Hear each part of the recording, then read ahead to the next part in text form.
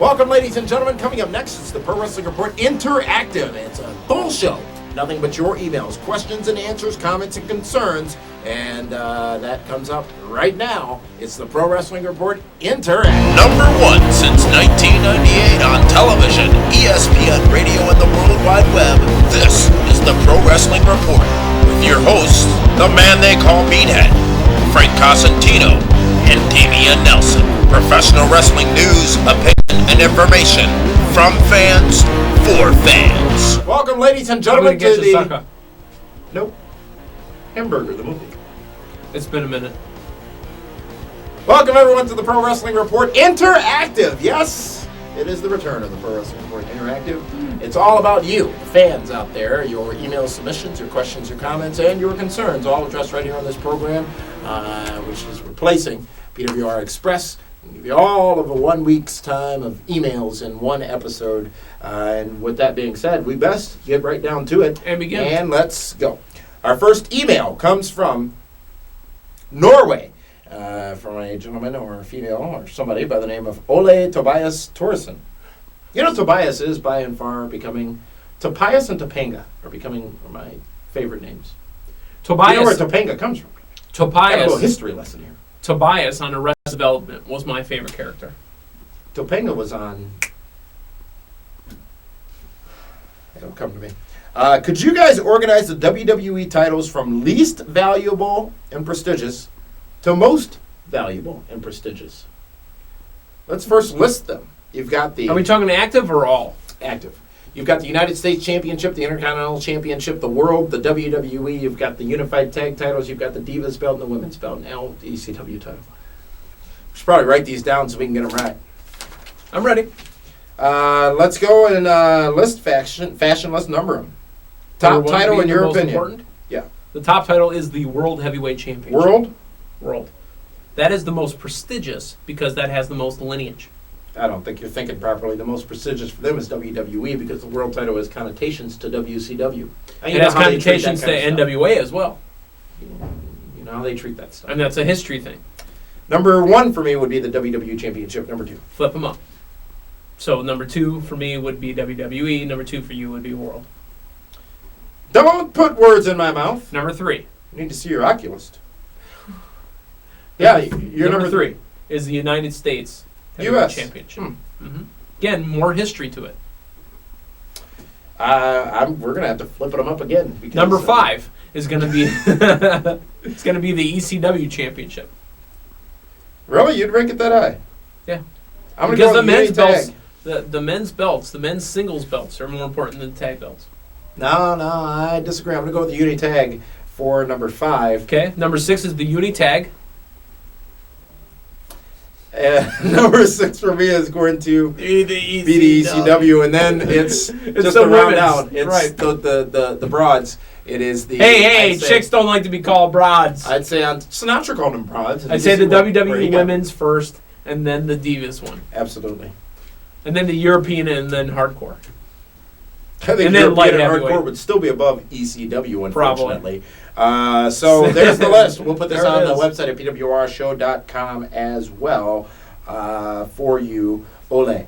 Thank you very much for that email from Norway. Let's go now to San Antonio, Texas. Mike sends this in. Do you feel that every pay-per-view has to be outside the impact zone regarding TNA so the creative team could realize who's hot and who's not? The question in relation to the discoveries of We this talked past about Sunday's, last Sunday's rather, TNA Bound for Glory pay-per-view. We talked about that, and they went away from it because it's a financial thing. That's why they kind of drifted away from having the pay-per-views outside of the impact zone. Damien Nelson at one point told you that he would never order a pay-per-view from TNA unless it was outside the impact zone. I said that. But it's not the case anymore. He just goes down there, eats their catering, and watches it for I'm a free. broadcast journalist. I have to Eat their catering for free. Thank you very much, Mike from San Antonio. He goes on to say, do you ever think Shane O'Mac would ever go to TNA, or did he leave WWE because of the things we heard in that great Ken Anderson interview? It seems Steph and Triple H run things in WWE and Raw. I will say this, Mike. Shane McMahon, I think it became abundantly clear to him that he would never have a position of substantial power in the company, so he made a choice to go off and pursue some other ventures. And we'll find out, I'm sure, over time what those ventures are. We don't know at this time, so But don't you doesn't make sense to think speculate. that he really wanted to test the waters and see what it's like to not be a McMahon? Possibly. I mean, Linda's testing those waters right now, and it's turbulent. There's a lot of waves. As Meathead has said many, many times, when she decided to go into politics, they were going to drag the WWE. They were going to talk about violence on women. They were going to talk about steroid abuse, and they were going to talk about all these different things. So, all should be brought up. Next email comes from Caleb Kaiser. Do you guys think that Marty Jannetty will ever be inducted into the WWE Hall of Fame? You also got to remember, though, that Coco Beware was inducted, and he did less than Marty. Marty, who was on Raw last Monday night.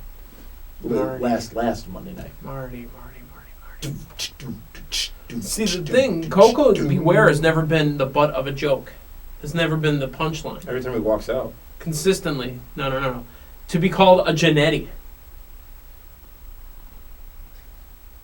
Coco's not that. Is it any coincidence that we talked about the Jannetty thing, and then Miz and Morrison did a spot about it on SmackDown? No coincidence at all. I think it is. Caleb, thank you very much. Marty Jannetty, yeah. No. I'm still not sure why they put Coco in there. Tommy Rude sends this in. One of the best SmackDown promos I've seen in ages. Two great talkers. Morrison had them eating out of the palm of his hand, and The Miz played a great heel. Straight to the top for these guys. Maybe there is a future in wrestling. Just imagine these two main eventing. Morrison was not bad, but he wasn't good either. Morrison is still too monotone for me. You're the one who's convinced he ain't got no mic skills. He doesn't. I still beg to differ. Well, and even as Tommy said, that Morrison had them eating out of the palm of his hand. Because he was just jawing like he was in the backstage. He doesn't do that Hair all and the time. abs. He doesn't do that all the time. That was a anomaly. Thank you, Tommy, for that email. Jeffrey from Brampton, Ontario says, initially, when I first heard of Jericho versus Piper and Steamboat at WrestleMania 25, I thought this would be a waste of a match because of the age of Jericho's opponents. But when Steamboat came in, I was so impressed that a man his age was still able to wrestle, even wrestling better than some of the younger talents. So I think you should do coverage of Ricky the Dragon Steamboat in one of your future episodes.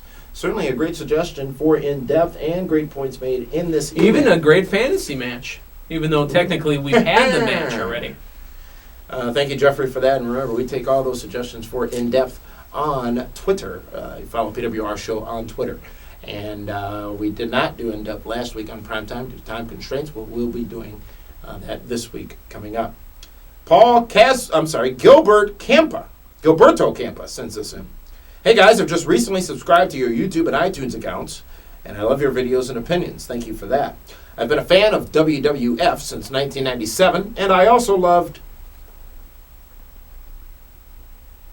Some kind of typo on here. Cal, can you check this? The tape is running. The tape is running. Are you sure? Running out of tape.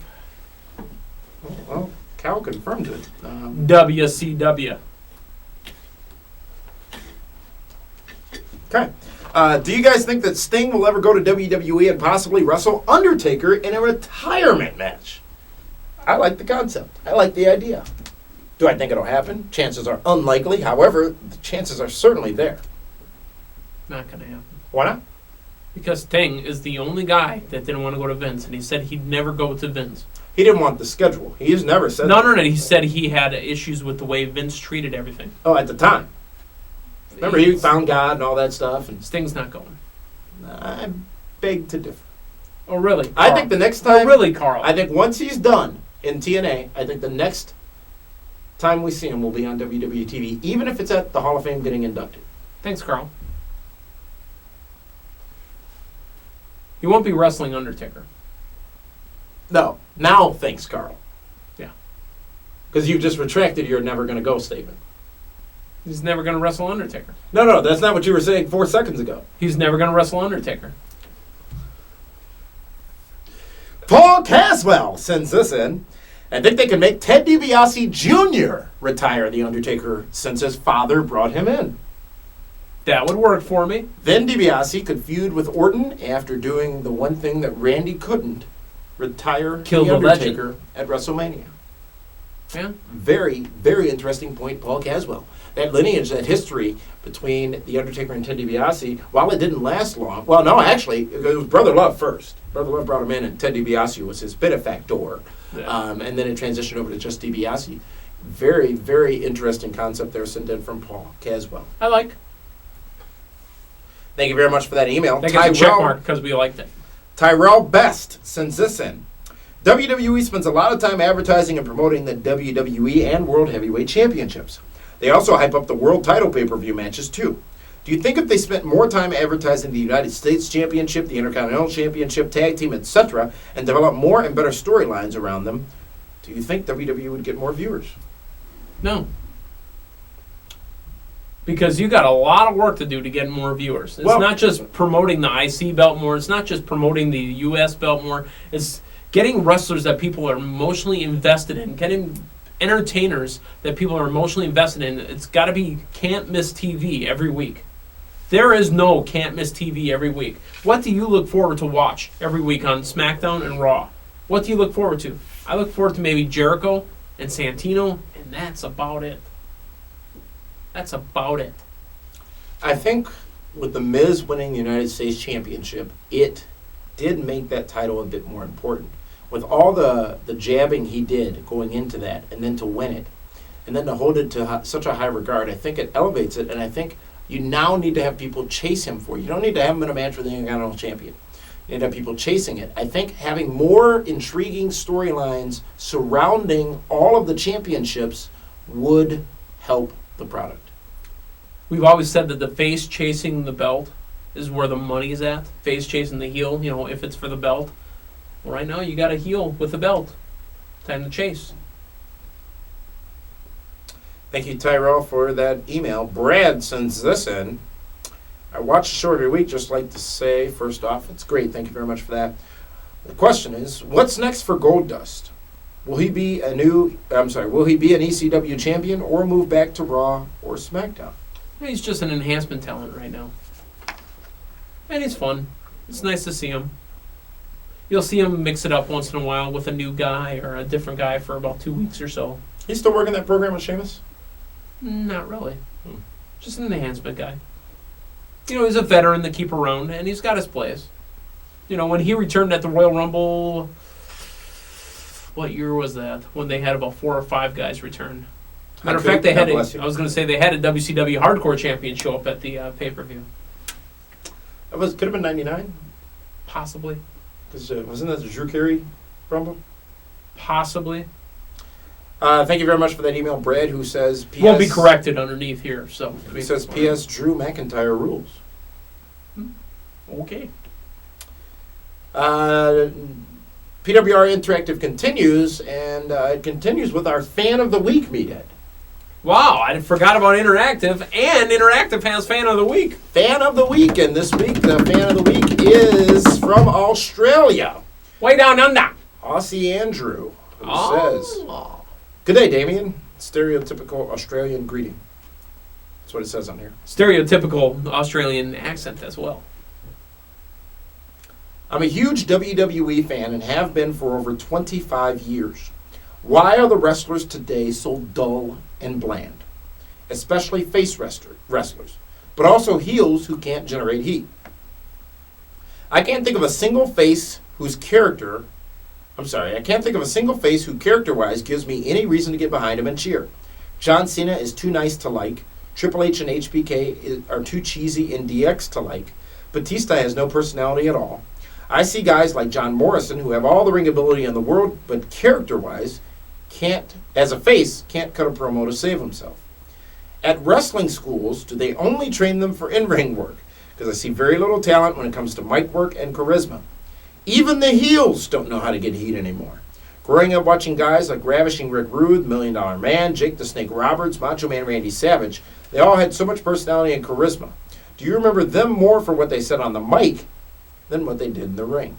I've got some for you. In closing, why doesn't the current generation of wrestlers have any charisma? That from Aussie Andrew, this week's Fan of the Week. It's funny you mentioned that, Andrew. It's funny you mentioned are they training them on how to cut a promo? David Octavius Hero would tell you, and I know I stumbled over Hero, he would tell you that these guys are just hot shot right to FCW, hot shot right up to the big brand. You guys like Ravishing Rick Rude, maybe Jake the Snake Roberts, those guys spent their time in the indies. You know who they worked? They worked the crowd.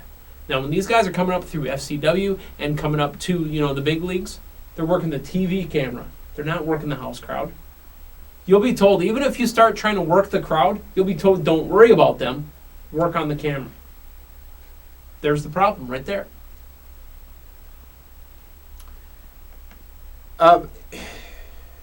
For a time, they talk about who is that great talent and what is that great talent and what is it, quote unquote, it, which you always hear about.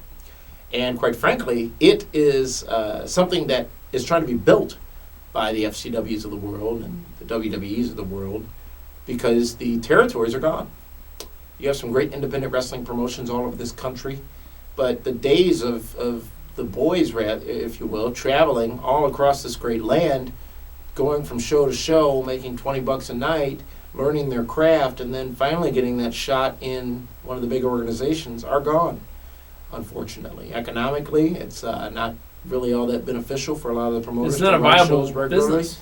And as a result, the talent suffers. Jim Ross has spoken about this extensively, and obviously, as we mentioned, Jim Ross is suffering from his third bout with Bell's palsy. We do, of course, wish him a speedy recovery in that situation he's dealing with. But Jim Ross has mentioned this several times, especially a person who came up through the territories first as a referee. The wrestling has changed forever. Wrestling will remain changed forever, and a lot of traditionalists out there who at times I think I might be a little bit of, it's just never going to be what it was. It's just that simple. So that means, again, when you send your emails, please don't ask if the Attitude Era is coming back. Please. But intriguing discussion, and I wouldn't say that you're off base in any of this discussion. Andrew from Australia. You want to be fan of the week? We select the best email that we get each week, and we determine that to be our fan of the week. You don't get anything from it except being called the fan of the week, but we think that's good enough. You know what else? Marketing team said that's what else he deserves credit for? The mustache gimmick. Every year, come the month of November, Meathead dons a mustache. In Movember.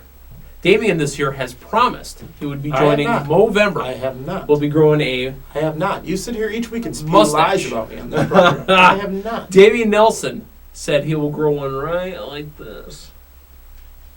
My dancing gig does not allow facial hair. Ladies don't like that. Fortunately, Damien, there's never grass growing on a busy street. Is that what it is, Damien?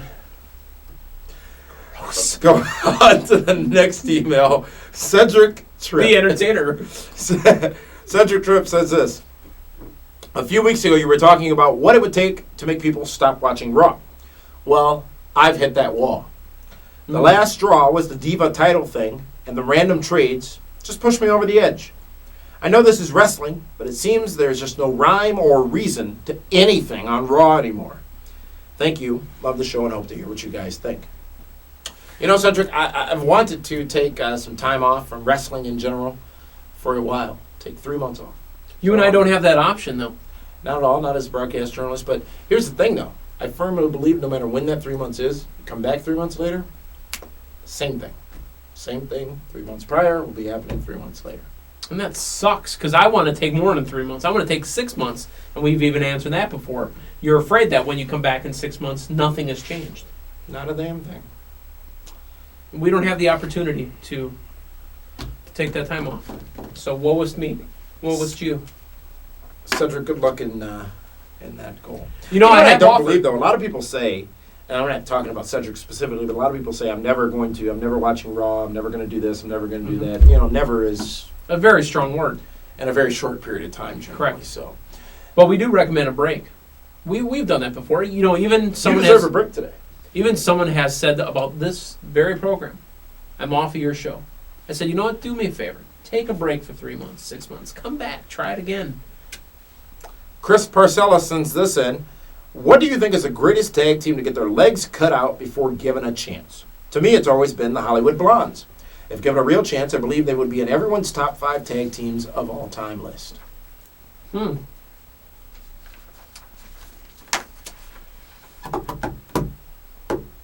You really have to go back because, honestly, the tag teams that are out there now, do you really remember any of them? I mean, Kane and Murdoch. Strike Force. Kane and Murdoch could have been a good team. True. Almost were, briefly. Yeah. I'm going to look into the future and say Crime Time could have been a good team until they got broken up. SmackDown. You notice JTG's shirt on Raw Monday night? Yeah. The Highlanders could have been a good group. No. Kenny from Birmingham, United Kingdom. Kenny! I was thinking about WWE doing more gimmick-based pay-per-views recently, and thought one they could have possibly done, but haven't, is an old-school pay-per-view. Having the pay-per-view where the arena had the old-style blue mats on the floor, rail guards around the ring. Could have some Hall of Fame names possibly come back for 1 or 2 matches as openers / mid-card, and have some of the older superstars come out in some ring gear they used to wear, such as HBK in white tights, Taker in purple gloves. Have the current crop of superstars in matches possibly with some gimmicks that we don't see much, and with the main event being in the old-style blue cage. You could go with a Texas bull rope.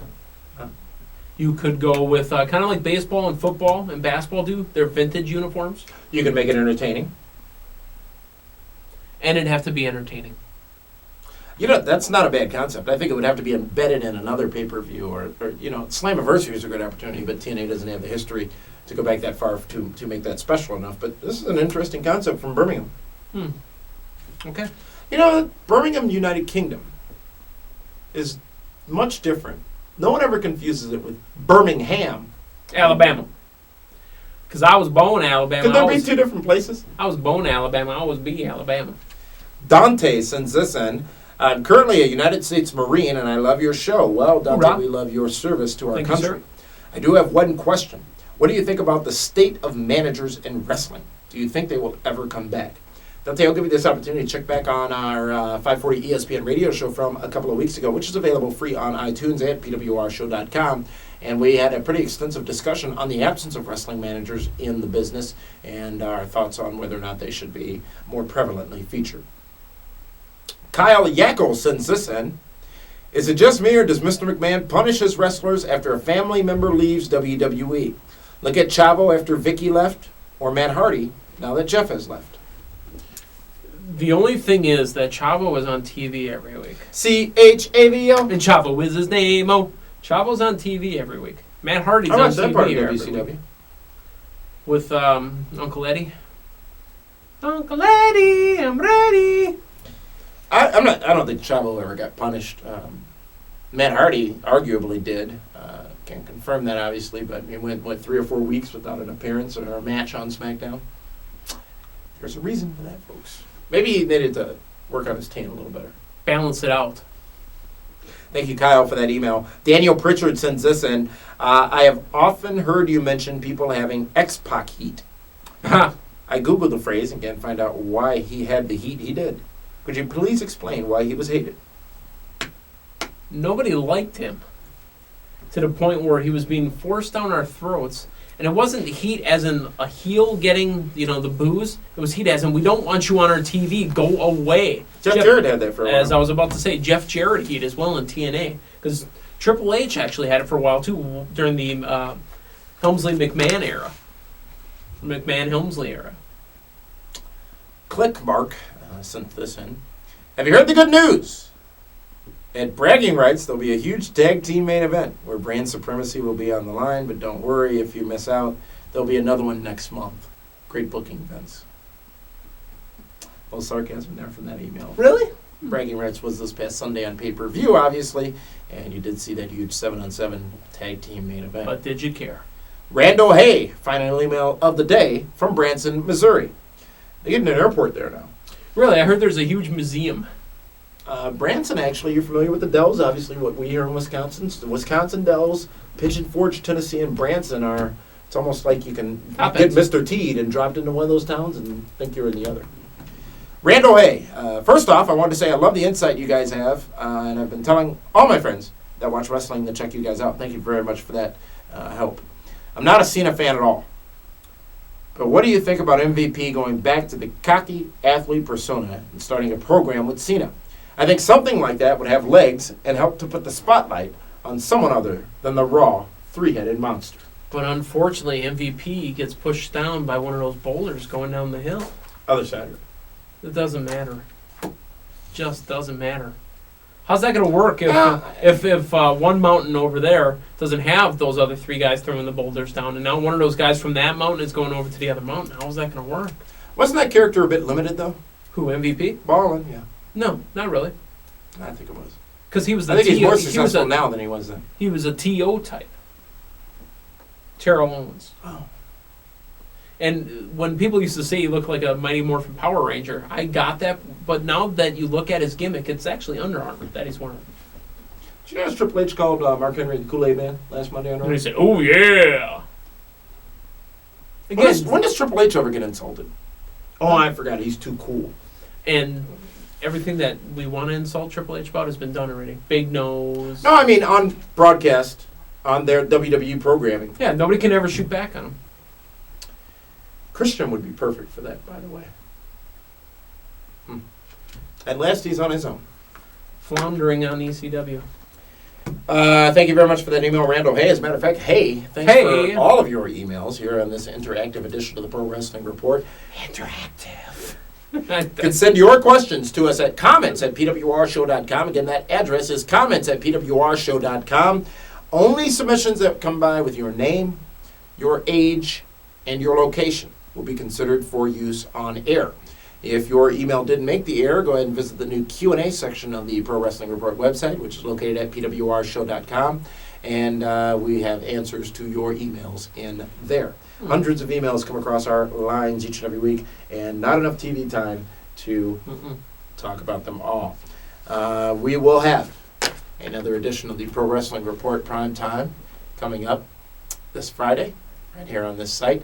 And thank you to everyone who tuned in to the Pro Wrestling Report on 540 ESPN last night. Special Tuesday night show. We were on at 10 p.m. If you didn't get a chance to catch that, you can go ahead and drop it to your iPod and listen to it at work or at school. We got a lot of people who are potentially going to get in a lot of trouble for listening to our show. You know, I once had an iPod when I worked at a grocery store, and I got in trouble for doing this. This Friday, I was looking for we're a song. also going to have a full live event review. The TNA wrestling event that was this past weekend in Racine, Wisconsin. First time TNA live house show coming to the Wisconsin area. So we're withholding our thoughts on that show until Friday on the Pro Wrestling Report Prime Time. In the meantime, and the in-between time for the man they call Kaz, and the man they call Octavius, and the man they call Meathead. This is the man, Damien Nelson, saying thank you for tuning in. Man's always holding me down. Pro Wrestling Report Interactive. We'll be back Friday with PWR Prime Time.